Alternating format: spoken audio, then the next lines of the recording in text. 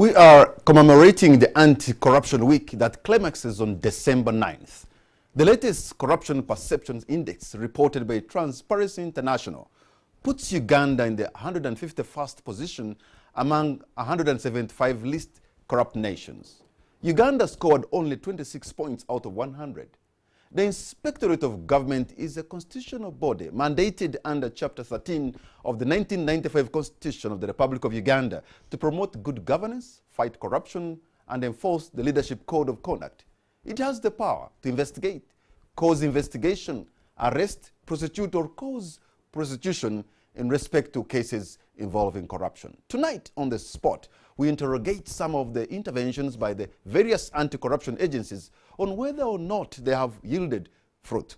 And my guests this evening are Justice Irene Mulyagonja, the IGG, Mrs. Keto Nyampendi Kayemba, Assistant Auditor General, and Mr. Patrick Mwebaze, Executive Director of Uganda Debt Network.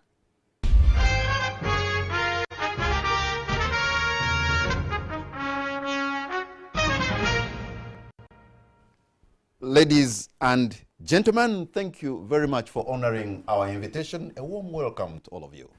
Thank you. Let me begin with you, my Lord Justice Irene Mulyagonja. If we talk about fighting corruption, how much has been achieved in the fight against graft in Uganda? I will talk about, first of all, we have a framework that we use in fighting corruption. Yes. The United Nations Convention Against Corruption requires every state party to do certain things. One of them, first and foremost, is to set in place the laws that are required to fight that vice. We are also required to have institutions that will enforce the laws that have been put in place by Parliament. And then, of course, there's got to be funding for the fight against corruption. So on the first two, we have the laws, and we have a good legal framework, which starts in the Constitution of the Republic of Uganda, which establishes the Office of the Inspector General of Government, establishes the Office of the Auditor General, the Directorate of Public Prosecutions, and the courts. Those are the vital institutions that we use in the fight against corruption. But also the laws that we have are some of the best on this continent to fight corruption. Because when you look at the Anti-Corruption Act, it provides almost all those offenses that are envisaged by the United Nations Convention Against Corruption. Then you look at things like how we do our procurement, how we do taxes in Uganda. We have a very strong tax body. Then we have the Office of the Auditor General for Accountability. Most of the requirements of UNCAC have been fulfilled by Uganda. So we have a very good framework. I think that is a great achievement. Yeah, but when you look at the corruption indices by Transparency International, we score so poorly. Out of 150-something countries, we are among those, we are at the bottom. So you have the institutions, you have the laws, you have the people to fight corruption, but graft is still there, and it's so evident. I think we have to look at the countries that are at the top and compare them to the countries that are at the bottom. We need to understand what brings about the difference in the perceptions of whether there is corruption still existent in a nation or not. When you look at our developing countries and compared to the countries in the West that are more developed than we are, you will see that social services are no longer a big issue for them. For instance, let me just give you one example. Look at housing, for example. Compare Uganda to one of those countries that are at the top in the fight against corruption in terms of housing. Housing for the people that are entitled to housing, because it is a human right for a person to have shelter. Compare the two. Compare Uganda, say, and Sweden in terms of housing. But the issue of corruption, Justice Mulyagonja, is more about values and not real wealth. I don't think so. And values should be everywhere, no matter how much you earn. Patrick, I think if I said corruption is just about values, I would be lying to myself. there is different kinds of corruption. There is the corruption which we say is out of greed, and then there is corruption which is out of need. Now, when you look at perceptions of corruption and look at the institutions that are highest in Uganda in terms of saying they are some of the institutions where corruption is known to take place, and consider who is really participating in this corruption, you will see that sometimes but the it's people really who have subjected a lot of damage to Uganda need. are those who are corrupt out of greed. You may say so, but in terms of numbers, when a person does a perception study about where corruption is most, and I will talk about, for instance, the bribery index, and where it identifies corruption to be, it's a corruption of need. Then you have the other corruption, which is a corruption, which is grand corruption, and which is considered to be corruption which arises out of greed, where a person who actually has more than most people is participating in corruption. So before I bring in here Mrs. Keto Nyampendi, one would want to know, you as somebody who sits there and it's your job really to ensure maybe you have fought corruption and have people convicted, would want to know how many convictions have you had maybe in the last couple of years, and how much money have you been able to recover as IGG? The Inspectorate of Government, I will talk about the statistics for the last 3 years. We prosecuted 142 public officials, and out of those 142 public officials prosecuted, 99 were convicted, which amounts to about 67% of those prosecuted being convicted. And there are some high-profile cases.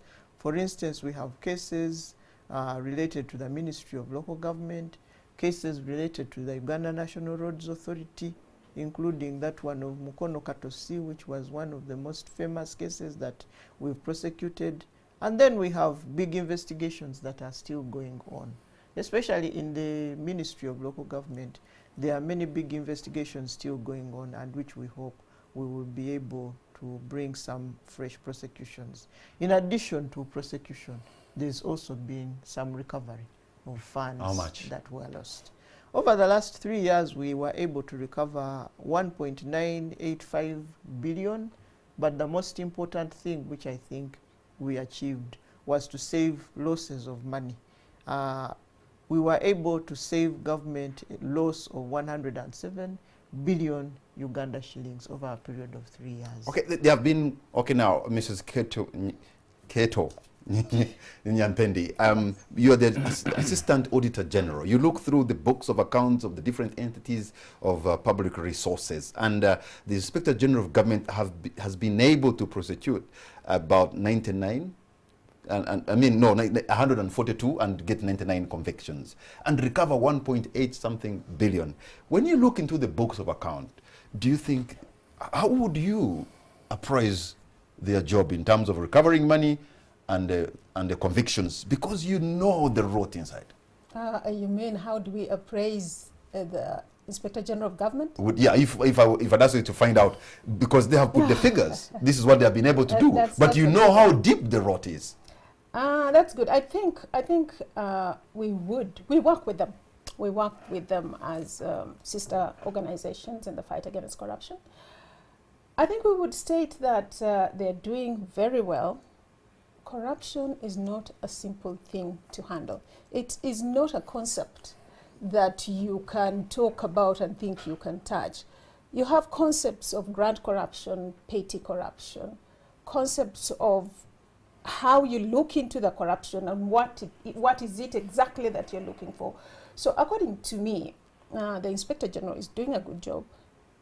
She has ensured that her office is well set out, that they can go even to the extent of recovery. I think we should applaud them for that, because not many offices have managed to get those convictions made. From the Office of the Auditor General's point of view, we come out with reports, we share these reports with them. And we are so busy with them, getting in as much as we can to them, and they getting out as much as they can from the flags that we blow out to them. So I think they're doing very well. And our job is to support them as much as possible. Okay, Mr. Patrick, I remember during the Black Monday campaign, and somehow you said, as a civil society organization, that this country was losing almost 500 billion Uganda shillings. Some people even put it at 900 billion. And of course, the Inspector General of Government, including the Auditor General, saying, well, at least the fight is there, they're doing a good job. And they have given us the figures. 1.85 billion has been recovered, and 199 107 billion yes, has saved. been recovered. 107 billion saved. How do you look at that from your corner? I think from the civil society point of view is that, yeah, the institutions of government are doing a good job. The IG, the police, the Auditor General, the police, everybody is doing a good job. But the problem that we're seeing as civil society is that we seem to think that there is no that political will to facilitate these organs to be able to do their job as it should be. I would think that, for example, the Inspector General of Government should be having a representative at every sub-county. I don't think they do have that one, because corruption is everywhere, on every single point in Uganda. So to us, yes, they are doing a good job, but still more is yet to be done. And this is supposed to be looked at the apex, at the political level. We have seen situations of political patronage that are going around, and we think that's not a good thing, and that could be one of the reasons that maybe is impeding the fight about corruption. But what I have come to realize, Mr. Tumebas, is that it's not really the political heads or the politicians who are handling money. Money is being handled by the technical people, the civil servants themselves, because... I think let's give this a historical perspective. Yes. Corruption. Corruption, I mean, those who read the Bible, started with the Bible. There are so many that you can quote in the Bible. But pre-colonial days, we used to have chieftaincies, rulers, and all that. They used to have, they didn't have a stipend. And they would use, you know, what would be brought to them. That was then in the open. And it became a culture from there on. If you go on the colonial era, they were using certain tribes to fight the others, and for their own, you know, purposes. This has been enshrined in the people's minds and has become a culture. And I think that's one of the reasons corruption is so hard to fight. We can talk, we can make noise, we can, you know, have systems, laws in place, but this is a culture, it is a cancer within the population. I know the president at one time criticized some of those who are fighting corruption that maybe hadn't done according to what is expected of you. In fact, he appointed a gentleman in the name of Tweheyo to be one of those who would, you know, work with you. I wonder, have you been in coordination with the Tweheyo group, Justice Irene Muliagonja? I want to state that I have not had any opportunity to work with Mr. Tweheyo and his other colleagues that were announced when the State of the Nation address was made by His Excellency the President. Actually, they have not been introduced to us as an institution. So we do not know how they operate or where they operate. But the appointing authority appointed you and appointed him, and I suppose you're supposed to coordinate. This is surprising that since the State of the Nation address, you have not actually had any coordination or meeting. So that sounds strange, doesn't it? It's not strange to me, because the very manner in which they were appointed left a lot of doubt as to what the intention was. So it's not strange that we have not heard from them. Yes. Maybe I would say that the president is going to he's going to address the nation on Monday on anti-corruption activities, and I believe that that fora would enable the anti-corruption bodies to interact and interface with the president, and the intentions that he had at the State of the Nation address. You know, just a couple of days ago, I think it was yesterday but one, the president accused officials in the anti-corruption agencies of corruption. In fact, I think I have a clip which I could ask my producer to play, because this is just like a day or 2 days ago. And now if they have put people, men and officers to coordinate, and you're not coordinating, then I think a lot more needs to be done. And so let me ask my producer to get me that clip. If he doesn't, we can still continue other things, then I can get it. But I think Mr. Patrick, Kamara, you talked about Tueheyo and the other 2 people who were announced on the State of the Nation address. Yes. There was also another appointment that was made when His Excellency addressed the nation on the state of security in the country, where he said he was appointing Lieutenant Colonel Edith Nakalema to work with him on anti-corruption matters. And the Inspectorate of Government has, Lieutenant Colonel Nakalema has been introduced to us, not just to the Inspectorate of Government, but also to the Office of the Auditor General, the DPP, the Public Procurement and Disposal of Public Assets Authority, and also police. So this has been an effective reinforcement to you. Yes, we feel it's a let me now go. Let me now pick that clip. I think it happened about 2 days ago. The president accusing officials in the anti-corruption agencies of corruption. So listen to this. The laws are there, the institutions are there, but the personnel manning those institutions are the problem now. But fortunately, people are fed up, so they can no longer protect these. Okay, so the laws are there, the institutions are there, but the personnel manning those institutions, including the Auditor General, is part of the job as well. So the chief executive, when he says something like that, in this week of, when we're trying to fight corruption, what do you pick from there? Justice Irene. Well, I am waiting for His Excellency to tell us how we are a problem, because every year we are given a budget to fight corruption as Inspectorate of Government. Unfortunately, that budget is just not for fighting corruption alone. It is for 3 things.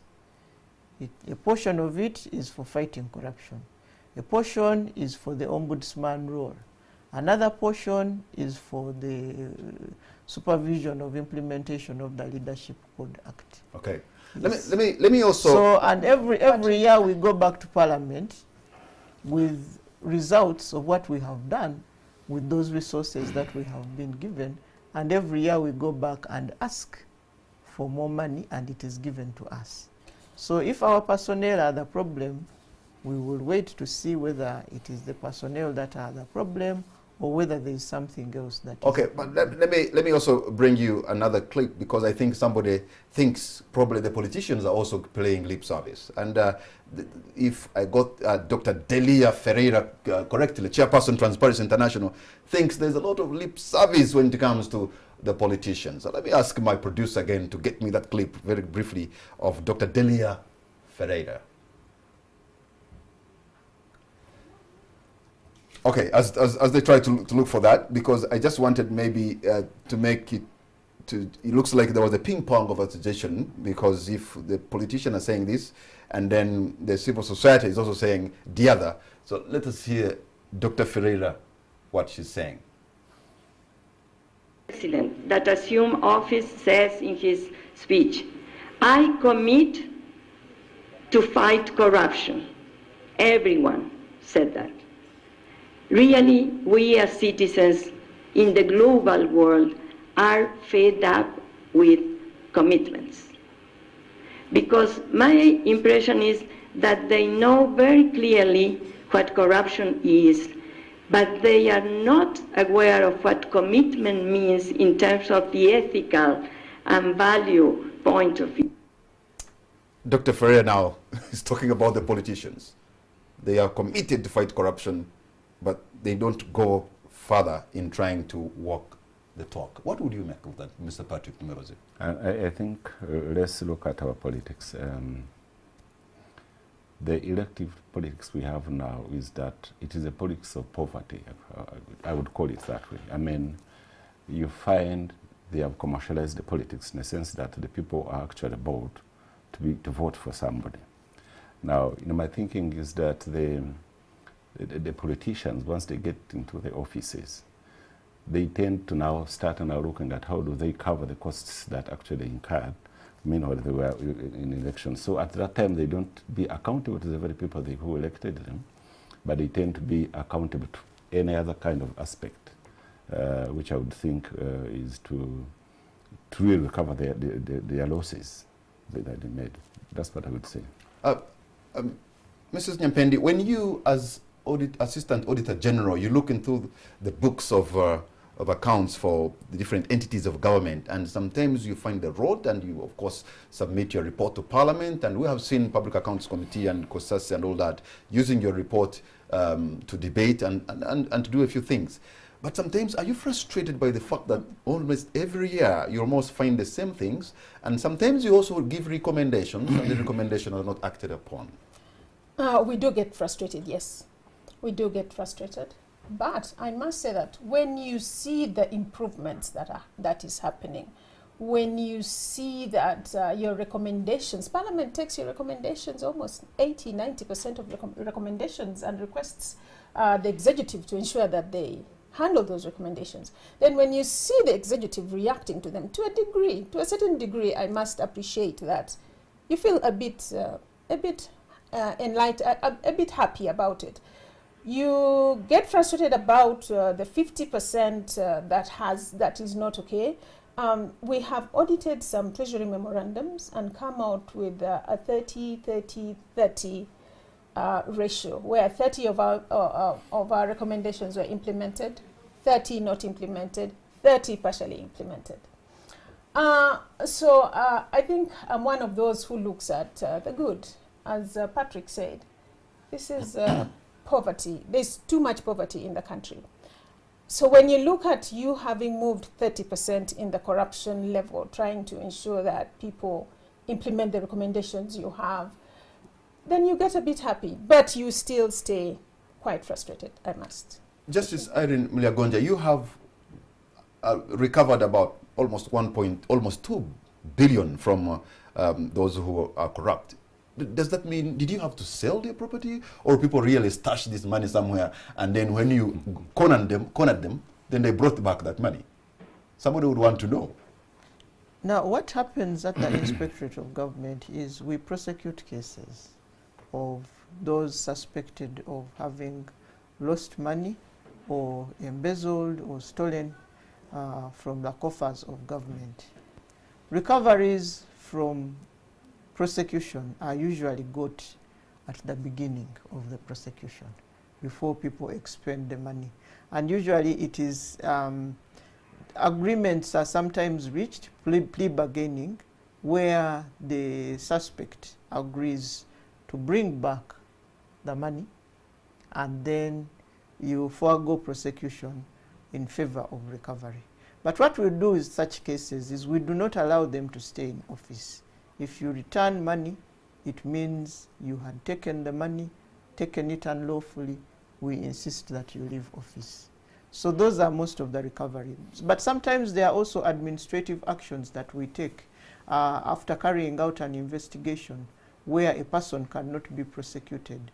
We request them, or we order them to return the money that they had taken, and over time we recover those amounts. Like the 1.9 is over a period of 3 years. Sometimes we recover more. In some financial years, we've been able to recover up to 1.2 billion, sometimes 800 million, and so on. But it's a very slow process. If you go through the whole process of prosecution, for the court to order a person, an official, to refund monies that they had stolen, yes, you will get the order. But in most cases, they have already spent the money, and you will not be able to recover it from them. And the shortcoming of prosecution in order to recover money is that in most cases, they've already spent it. And in the process of investigation and prosecution, where they hire lawyers, the lawyers are paid a lot of money. So by the time you complete the prosecution, there's nothing left for the person to return. So we have hundreds of orders requiring people to refund money to government, but you can't execute them because there's nothing to execute against. Okay. Justice Irene Mulyagonja, Mrs. Nyapendi, and Mr. Patrick Mwebazi, we are going to take a break. We'll come back and dig deep into this issue.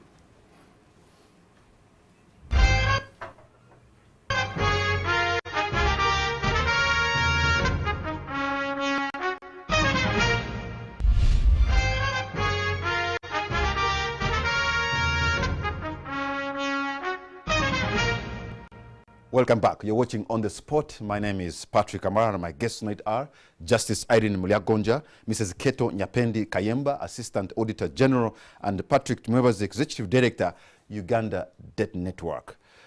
In this segment, let me begin with you, Patrick, because how can ordinary Ugandans be incorporated in the fight against corruption so that it's the people who are involved, so that if you have sent money at the sub-county, you have people, like a vibrant citizenry that understand money has come for the road, for the health sector, for the health center, and then they can make the people account for every penny. Thank you, Patrick. I think to start with, we need to look at the budget transparency because that's where the resources are. I know we do a research OBI, Open Budget Index, and Uganda is doing well in terms of budget transparency index. But the question is, to what extent is it, transparent? Because the local people, when they talk about the transparency in the budget, they talk about we publish our things on online and so forth. So who has internet in the villages and all that? So what I'm trying to say is that. Yes, we need to have these people empowered in the sense that they understand the budget before even, we have these consultations and all that, but I still have a problem with those. And they say, the budget process is participatory, but prior to the consultations and also after the consultations, nothing happens. So we think the people at the grassroots should be empowered in the first place. Of course, understandably, these people are poor in mind, in economical and so forth. And it's a bit difficult for them to engage meaningfully. But I have a very good example. The other day, last week, I was in Botswana and I was attending the AU meeting on corruption. And some professor from Rwanda who was representing President Kagame, called Professor Shaka, told us what they are doing. I think we could borrow a leaf. They have a certain session in Parliament, which is chaired at that time by the President himself. And then they have open lines, which is known by the local people in the grassroots and so forth. So people call in and ask, there was a promise on this road. How comes it is not there? We have some semblance of it in Uganda, but it stops at district level. So we need to reach at that level. But they wouldn't be able to call if they know how much you're planned for. So the planning process also, they should be very much involved, and then they know what to monitor. Yeah, I think there's something called like Ask Your Government, and I attended one of those conferences where people were, they could sit in different places and call in or tweet and send messages, and even in the conference themselves ask those questions now. And I think perhaps that's what Justice Irene Mulyagonja would want to have, a vibrant citizenry that is, they understand their responsibility but can also demand for better. Yes, the Inspectorate of Government has participated in some programs where we empower citizens to demand for accountability. And a good example of those is the Northern Uganda Social Action Fund 2 program, which was taking place in 55 districts of Uganda, in Northern Uganda, where we received funds. Government of Uganda received funds from the World Bank to the tune of $100 million and 30 million British pounds to rehabilitate institutions, roads, health centers in northern Uganda. Now, the Inspectorate of Government was brought on board in this Northern Uganda Social Action Fund program to ensure accountability in a program known as the Transparency, Accountability and Anti-Corruption component of NUSAF 2. Using civil society organizations, including Uganda Debt Network, including CBOs and CSOs, other CSOs on the ground, the inspectorate trained communities to demand for accountability.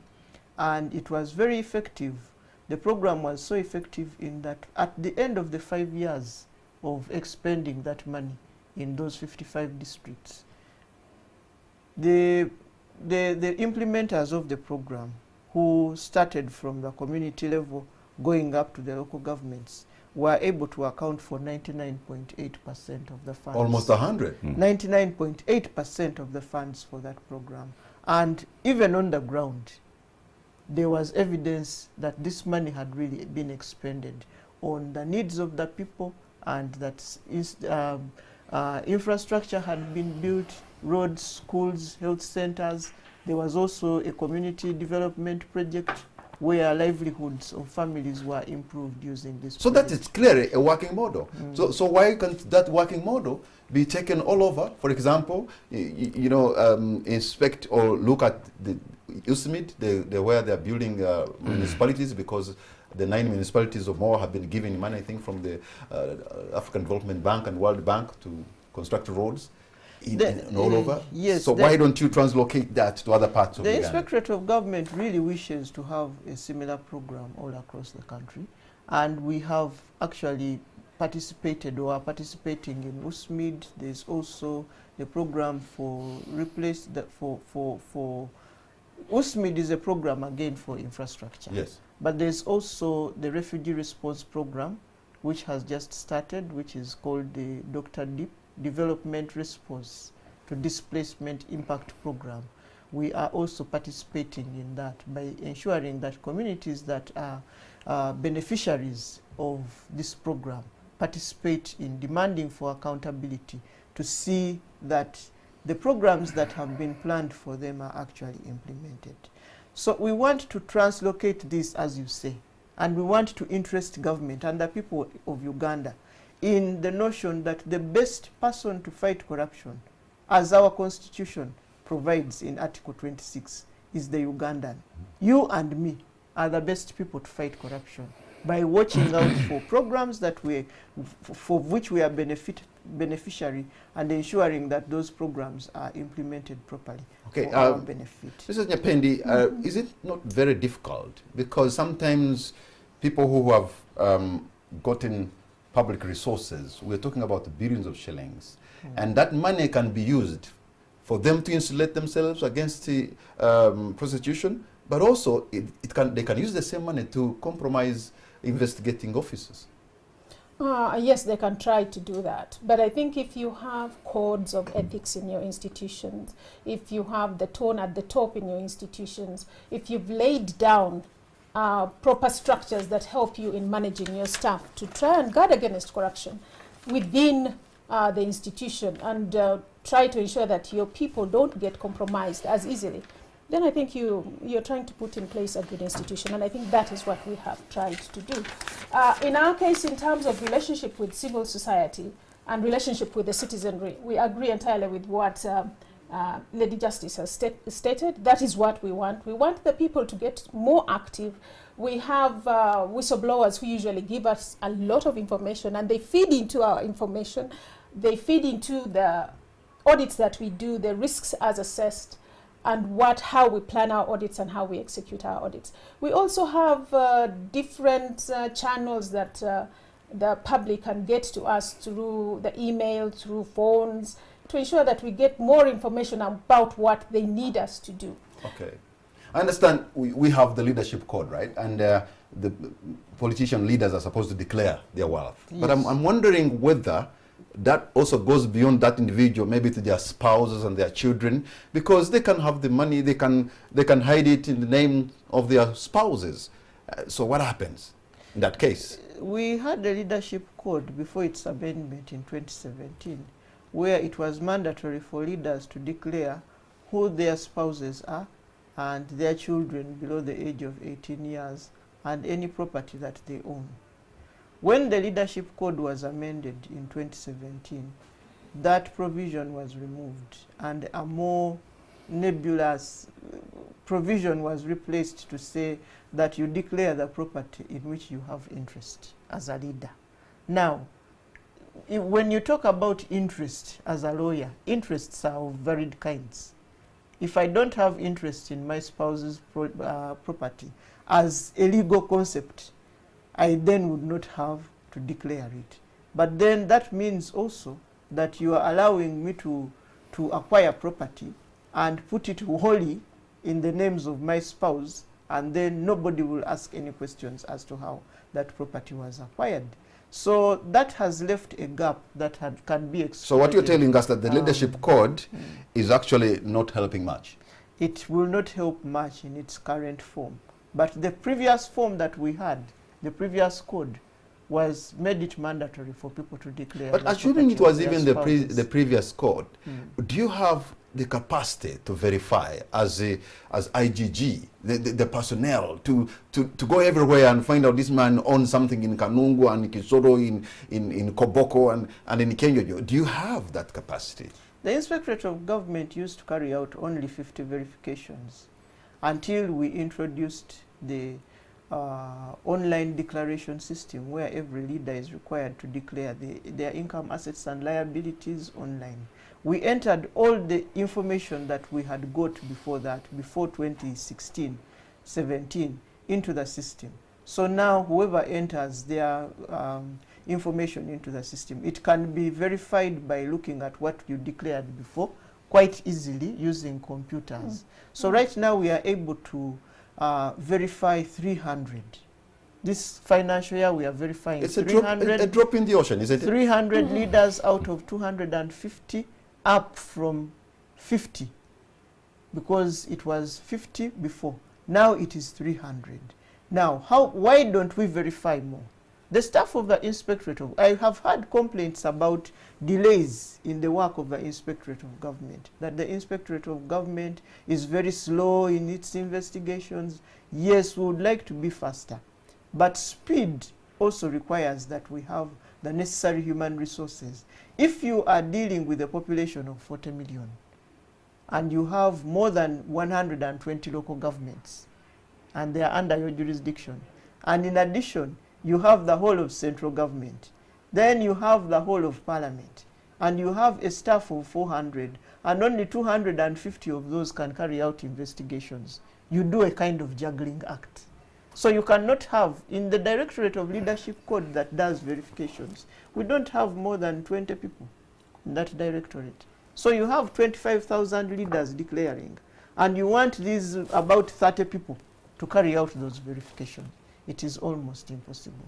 It is a feat that cannot be achieved. Mrs. Nyampendi, do you think what would help is the proposal I have had for a lifestyle audit of public officials? Some of them are really living, they are really in opulence. A lifestyle audit would definitely help, but I must say that that is really the IGG who would know how to do a lifestyle audit. It's something that we would have to get to understand how to carry out a lifestyle audit. We are used to financial audits and value for money audits and IT audits. But yes, we would look at it, but I think that is really the IGG to. My Lord, what do you make of that? That is very true. We are the ones that have the capacity, the knowledge, the know-how to do a lifestyle audit. But unless we have the necessary resources to do, it takes about 5 million shillings to audit one leader's assets and liabilities. 5 million, one leader, but 25,000 declare. So now if you are going to verify all the 25,000, first of all you will need people to go to the ground, because our verification, when you are actually carrying out a verification that goes into really going to the ground, you must who is the lowest political leader would you want to declare their wealth, and then we want to investigate? The law requires every head of department to declare. Every head of department, up to the level of head of department in every public institution. And would you also spend 5 million on a person, on that kind of You see, official? if you are going, when you are verifying assets, it depends on where the assets are. Now, if I am I have assets. If I have assets in Kampala, I have assets in Bundibujo, I have assets in Mbarara. A person has got to go and look for all those assets. And remember, in Uganda, most people's assets are actually land. Now, if I am going to look for, sometimes you have a leader who has up to 10 pieces of land, and they are not in one place, and they are not titled. So when you are carrying out a verification, you must get the means to go to these pieces of land physically to see whether this leader is actually declaring what is on the land or not, and whether that land exists or not, and what size it is that is declaring, whether it is 5 acres or 2 miles or 2 square kilometers. You need to do that verification, and that's why it takes an enormous amount of money to carry out those declarations. I think, Patrick, I would just add that if the IG is doing risk audits and looking only at people or areas which are risky, I think the public should appreciate that, because as she's saying, having to audit everybody is not something that can be done. I think it is about identifying the risky people that she needs to audit at any one time, and I would believe that what they are doing right now in auditing that would suffice, because we are a poor country. We cannot afford to go into the kind of, we cannot fund the issue of complete audit of all. So there are people who would want to give you information in form of whistleblowers, but also they want to be protected, but also sometimes they want to be compensated, because if they have served government loss of colossal sums of money, those people's lives can be in danger. But also they have done a good act that needs to be compensated. I wonder how you're dealing with that. I would love to compensate those who give us information, but the law provides that compensation is only done if a recovery is made after you have blown the whistle. Now, in most cases, the whistle is blown, but I can only give you what I have recovered. We have a lot of orders where a court has ordered people to refund monies to government. But those orders, by the time they are given by the court, there is nothing you can recover, because these people have already expended the monies, and sometimes they don't even have any assets that you can attach to recover the money. So if I don't recover as Inspector General of Government, I have nowhere to take the money from to give them the 5% that the law provides for. That is an issue that we would like to see. We would like to see our whistleblowers protected. We would also like to see our witnesses protected. But if we don't have that in the budgets and we don't recover physically, then we cannot compensate. Mr. Tumeweza, as Uganda Debt Network, are you able perhaps to compute and tell us how much we lose, let's say, the cost of corruption?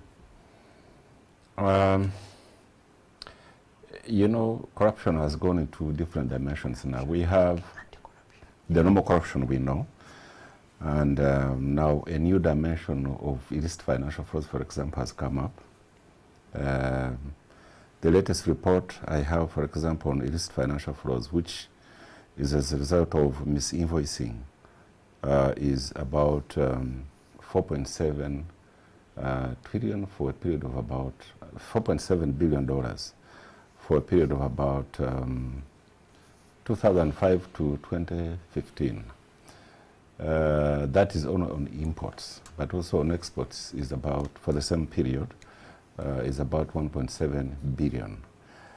Now, of course, from our area engagement on Black Monday, we lose a lot cross-over annually, over 500 billion, you know, estimated. So it is a very serious matter.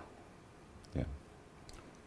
That serious matter, it appears, Justice Irene Muliagonja, is even embedded nowadays in our way of life, as if it is part and parcel of the lifestyle. So it's like whenever during the fight of HIV and AIDS in the 80s, there's something they called Hydra. It looks like Hydra that is all over. How on earth would you get it out? Because it's almost embedded and fused into the society. We are proposing several things in this fight against corruption. We become more and more innovative, and as we interact with our colleagues from different jurisdictions, we learn more about what they've done. We have heard that, for instance, countries like Hong Kong, where corruption was at an all-time high some years ago, countries like Malaysia, countries like, you know, the Asian tigers that have managed to do some substantial work in taming corruption, they benefited a lot from education programs, massive education and awareness raising programs among the people of their countries.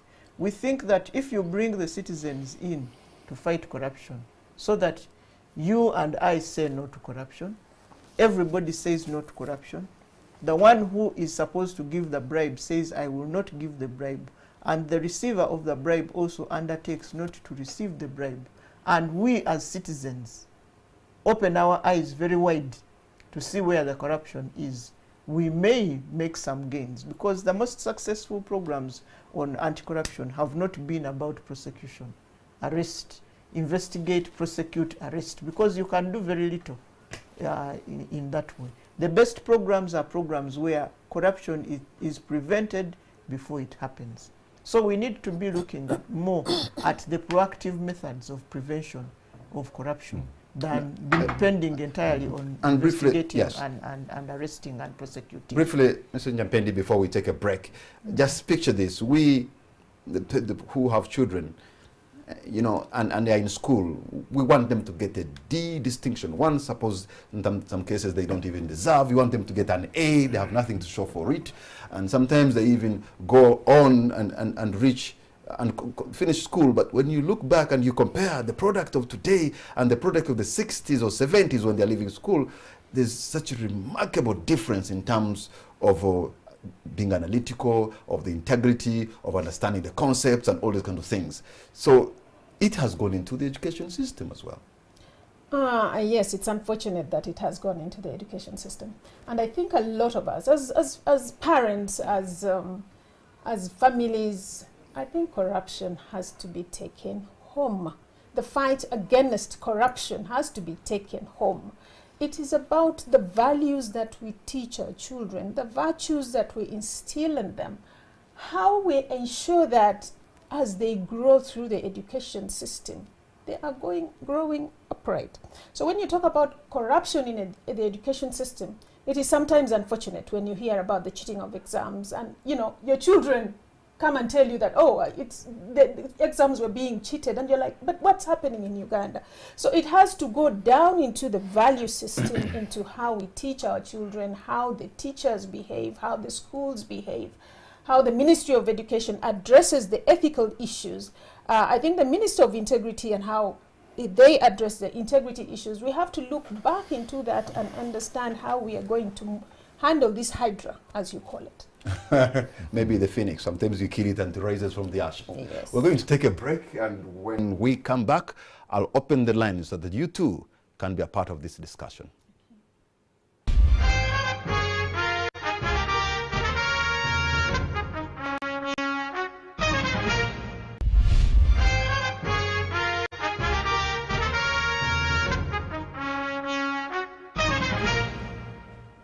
Welcome back. You're watching On the Spot. My name is Patrick Kamara, and my guests tonight are Justice Irene Muliagonja, the IGG, Mrs. Keto Nyapendi Kayemba, Assistant Auditor General, and Patrick Tumweba's Executive Director, Uganda Debt Network. I understand, my lord, that you have a 5-year strategic plan against corruption, something like that?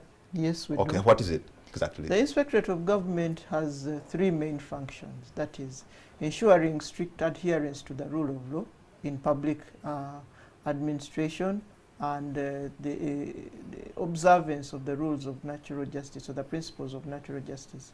Secondly, to supervise the enforcement of the Leadership Code Act. That is the second level of the second limb, or rather the second point in our strategic plan. Then the other one is to enforce the Leadership Code Act. So we need to strengthen how the Leadership Code Act is enforced in Uganda. Then the other one is educating the public on the programs of the Inspectorate of Government and about corruption and anti-corruption, and also empowering Ugandans in understanding the Constitution and what it provides for. The fifth strategy of the Inspectorate of Government is strengthening the Inspectorate and making it more effective and efficient in the implementation of its mandate, which is a constitutional mandate. Those are the 5 strategic objectives of the Inspectorate of Government in its strategic plan 2016-2020. Okay, the big thing that has been happening in the last couple of days is the probe by COSASE of the Bank of Uganda officials. And at one point, you wanted to investigate Bank of Uganda. You had your own ping pong of talk between yourself and the Bank of Uganda governor. How did it end? Actually, the Inspectorate of Government participated in a probe of the Bank of Uganda in its recruitment of staff and promotions. The probe was, of course, led by the parliamentary committee, yes, that is COSASE. The report is yet to be issued, but I can assure you that the investigation or the probe was still carried out. Okay, and it is the forensic audit that was done by the Auditor General that's really causing a stir. And at one point I was reading that, for example, Crane Bank or some banks were sold without following the procedures. Yes. I think there were lots of issues that were brought up. We have not looked at Bank of Uganda in relation to its liquidation role at all before, and therefore this was the first time. And I think a lot of things came up. Given the fact that it is something that has taken a very long time, a lot of documentation is not there. Things that you may want to see. So when we talk about not following the right procedure, in a number of instances, they just could not give us the information that we wanted in relation to understanding the process and seeing that they have the necessary guidelines to guide the process of liquidation. I think the case in point is guidelines of identifying the persons to purchase to purchase banks closed, issues of valuation of assets and liabilities, issues of delays in liquidation. I mean, we have Tefe Bank, which has taken a very, very long time, which has not yet been wound up. So there are issues that the bank, unfortunately, had not done well, and they've had to face COSASE on it. And I think something good will come out of this whole thing, and it will put the bank at a different level. It's going to be able to scrutinize itself in all its functions, not only the financial function that we've been looking at, but there are other functions as well, such that it cleans up and it ensures that people are accountable for what they do, for the functions that they carry out for this country. I think we are going to come out with a lot. You're talking about coming out with a lot, Mr. Tumwebeze. If you wash your dirty linen in public, you have people who have yet to make their final investment decision in this country, especially in the Albertine Graben. Isn't that really likely to take our risk profile so high that people can say, Uganda is no go area for me? Oh yeah, I think you are right, because they tend to fear, of course, if there's a lot of such kind of things coming up, corruption is coming up, investigations of such kind of, serious institutions. The investors definitely fear. They would want to put money where they think it is low risk. So I think we need to clean our house. But also, I think it's a good thing, especially for the Auditor General, to have done that, because you stop the situation before it becomes so worse. Maybe it would even be worse. And I think that is very good. So we can swallow the pain now, but maybe later, once we're cleared our house, then the investors will come back. And I would want to hear your take, my lord.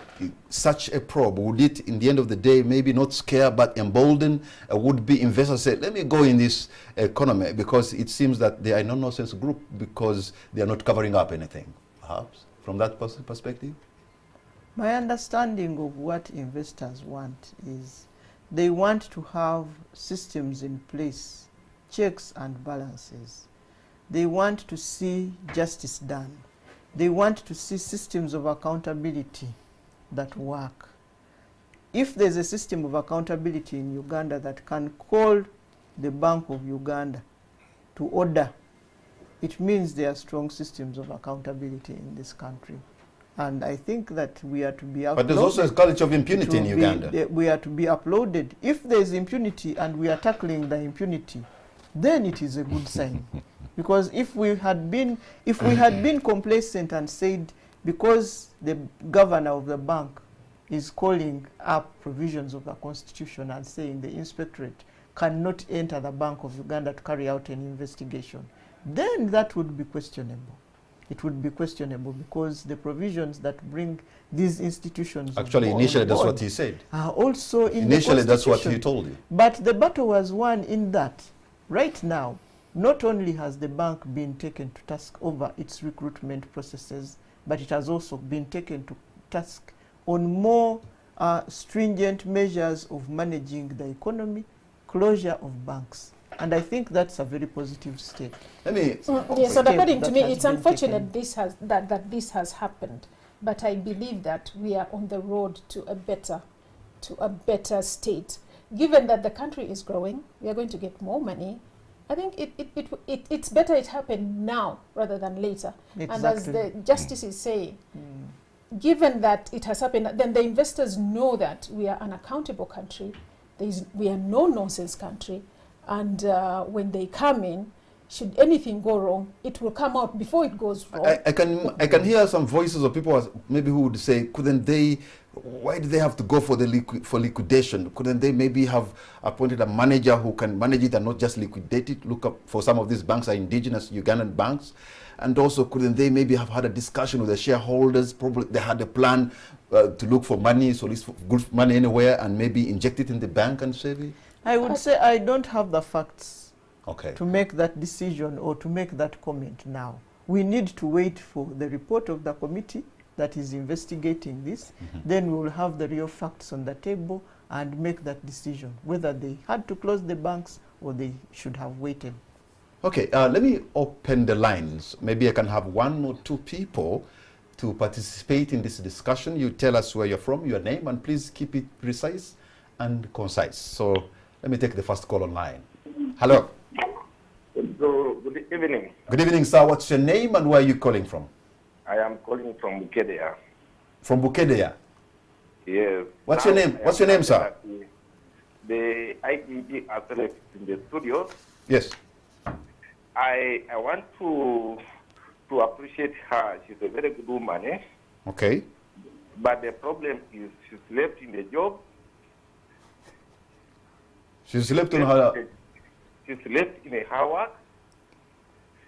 She let other branches like the branches in eastern Uganda, Soroti, Gulu, wire people to play with her office. Okay, you're a very clever man because you soften the blow by first praising her and then you bring it. But she's heard you. Let me try to take. Hello. But the branches she opened, the branches the government put in regions are very corrupt. The people who have been deployed in eastern Uganda, northern Uganda. Yes, I'm calling from northern Uganda. Okay, thank you very much. Let me. She was going to respond to you, sir, and of course she understands the people who have been deployed all over, and she has everything on the fingertips. I think she understands her job like the back of her hand. Let me just take another caller. Hello. Yes, please. Good evening, sir. What's your name and where are you calling from? I'm called Paul. Paul, where are you calling from, sir? Hello? So go right ahead, Paul, and tell us. Don't mind about the echo. I'm calling from Ginger. Okay.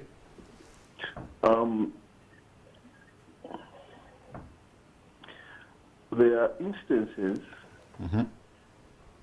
whereby some cases are being investigated by the IGG, but they take quite a lot of time, whereby it goes to around 4 to 5 years.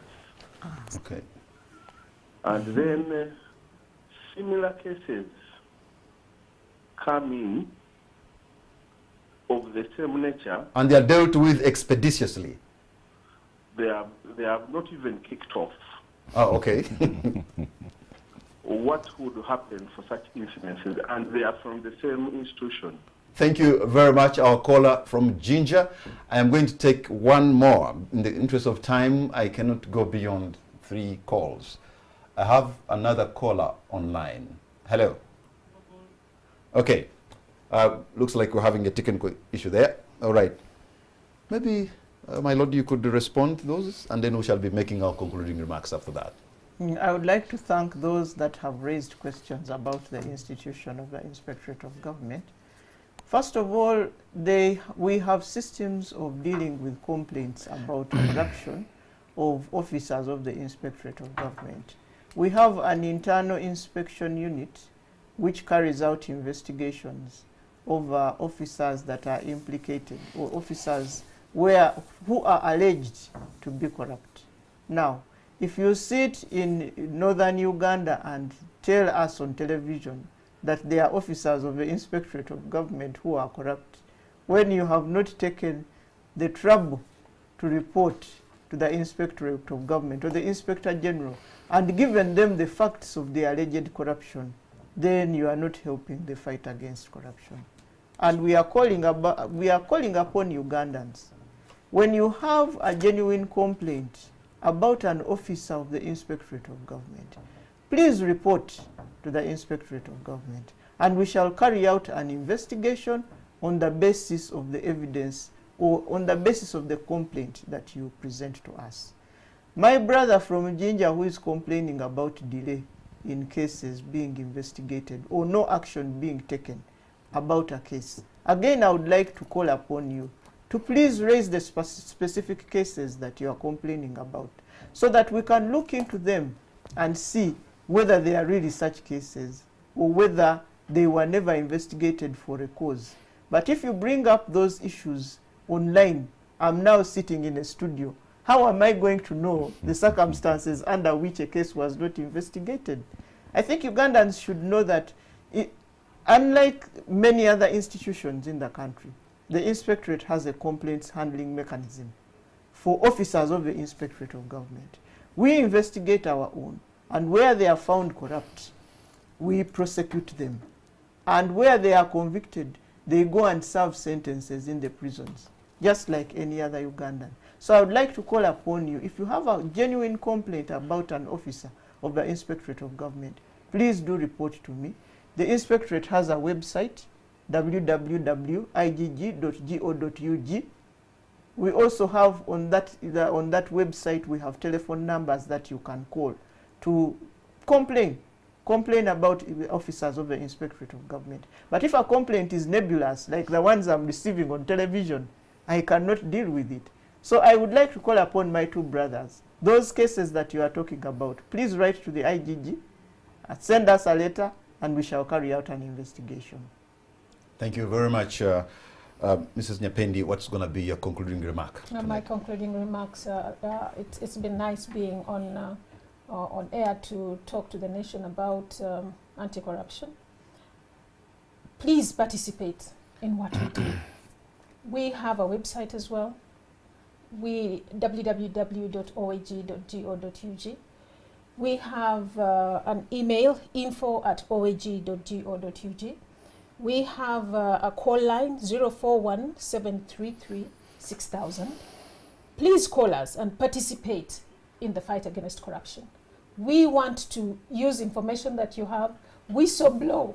We use that information to feed into the plans that we use to execute the audits. Please be with us. Okay. What's going to be your parting shot, Mr. Patrick? Thank you, Patrick. I think the fight against corruption can only be won if it is full participation of the ordinary citizens, and we need to do prevention rather than post-mortem of corruption cases. And if that is done, we shall have done a good job in the fight about corruption. Your concluding remark, Justice Irene. The Inspectorate of Government and the other anti-corruption agencies will be commemorating the International Anti-Corruption Day, which normally takes place on the 9th of December every year. It's a day that was designated by the United Nations General Assembly under the United Nations Convention Against Corruption. It's a day when we look at our successes as anti-corruption agencies, as nations that are states parties. It's the day when we look at challenges, and right now we've had this anti-corruption week, we've had a campaign that has lasted since September and is going to be concluded on the 10th. Not the 9th, because the 9th will be a Sunday. It will be concluded on the 10th of December. And on that day, the President of Uganda will be launching his unit, which is a personal initiative in the fight against corruption. It's a unit attached to State House. He will be launching it. After that, he will address the nation at the ceremonial grounds in Kololo. We invite all Ugandans to come and listen to His Excellency the President as he addresses the nation on the plans that the government of Uganda has in the fight, that has to address the fight against corruption. He appreciates the facts that most Ugandans are frustrated in this fight against corruption. They do not know what to do and are angry, so he wants to address the issue. We as anti-corruption agencies, the Office of the Auditor General, Inspectorate of Government, CIID, PPDA, and the Financial Intelligence Authority will be there to showcase what we are doing in the fight against corruption. So we invite all Ugandans that are able to please come and join us at the ceremonial grounds in Kololo. The function will start, the gates will start opening at 10 o'clock, but the official time is 12 o'clock, when we will receive Ugandans to listen to His Excellency's address to the nation on corruption and anti-corruption efforts. Thank you very much, Justice Irene Mulyagonja. Thank you very much, Mrs. Keto Nyapendi. And thank you very much, Mr. Patrick, members, and all of you who have been a part of this. You have heard about the President's address that will be coming on the 10th of December and addressing corruption and maladministration during the commemoration of the Anti-Corruption Day on that day. So please be there, or perhaps you can catch it. I'm sure it will be carried live on all the channels around, and we have quite a number of them in this country. And the theme for this year's Corruption Week is Citizens' Participation in the Fight Against Corruption, a Sustainable Path to Uganda's Transformation. So be a part of that. I suppose if we work, you and I, and alongside the other anti-corruption agencies, and you be the watchtower and be the listening post, perhaps we can take down the Hydra and this phoenix will go down forever. Good night and God bless Uganda.